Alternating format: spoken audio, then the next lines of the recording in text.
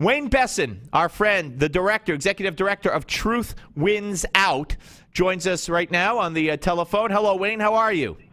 Good. How are you doing? I'm doing fine. Of course, Truth Wins Out is a gay rights organization. I hope I'm describing it correctly, just for those who don't know.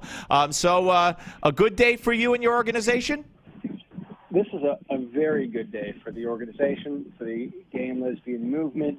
This was a major advance. Do you realize the double the number of people are eligible for marriage now if you're same-sex couples because of California just today?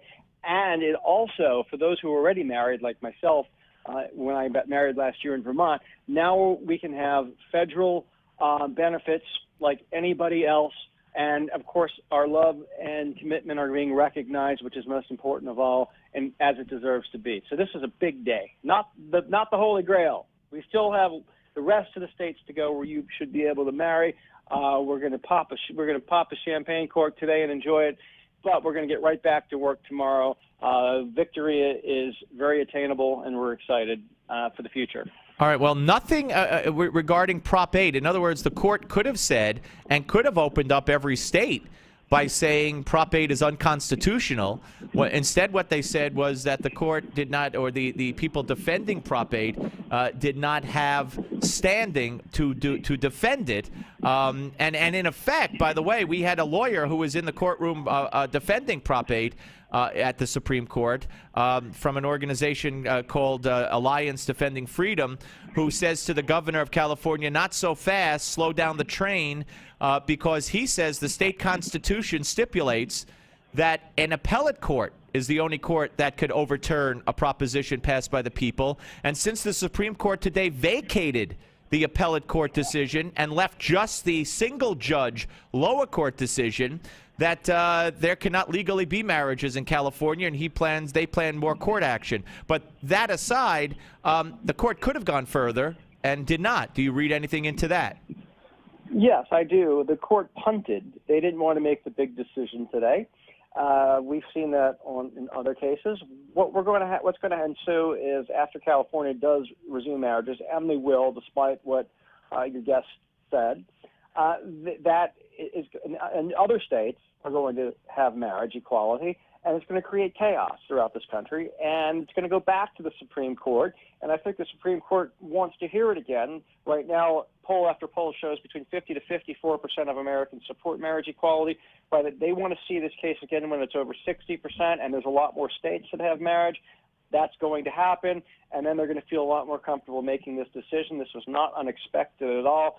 This is not the overarching victory, but it was a big victory, and it also really put an enormous amount of momentum on our side and shows that marriage equality is inevitable. So we're talking to Wayne Bessen, executive director of Truth Wins Out here on the Steve Malzberg Show. Is your goal that anybody should be able to marry anybody, or will it always be just two people? Or could three people get married if they're in love, or could a brother and sister, keeping incest illegal, could a brother and sister get married? I mean, where do you draw the line? You personally, your group. Well, I think you have the issue in reverse. This isn't going to lead to the other. The other issues have already been tried. We already saw that, particularly with Utah and Mormons when this issue came up. That was a long time ago. That's already been settled. And we believe two people, and that's our position. So you would be against. In other words, there was a special on ABC Nightline just about a week ago. We played most of it here on our show, where their fight, they say, is to legitimize polygamy because if people love each other and they want to get married, or why should it be limited to one man and one woman, or two men, or whatever? So if this ever went to the Supreme Court again, somehow under a new battle, and three people wanted to marry, your group would be against it?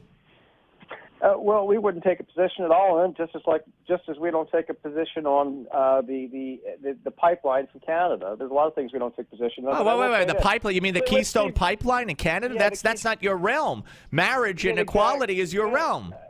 Well, no, actually, we deal with gay and lesbian rights. We don't deal with those other issues. But let me just say this: the beautiful thing about America and it's a free country, and anybody can take any issue or any case they want. And those people pushing that arena are in this country are welcome to do so, and they can fight for it, and they will win or they will lose. They fought this battle before and they lost.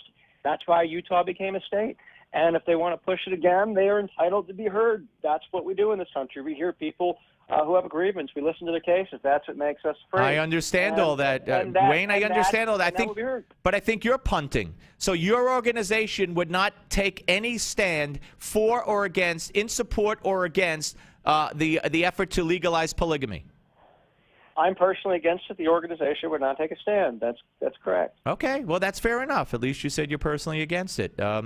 Fair enough, but don't bring the Keystone Pipeline really was didn't make much sense. All right, well, listen, I know you're out and about and in the wilderness there, and I appreciate you taking the time and making it work, sir. As always, good to talk to you.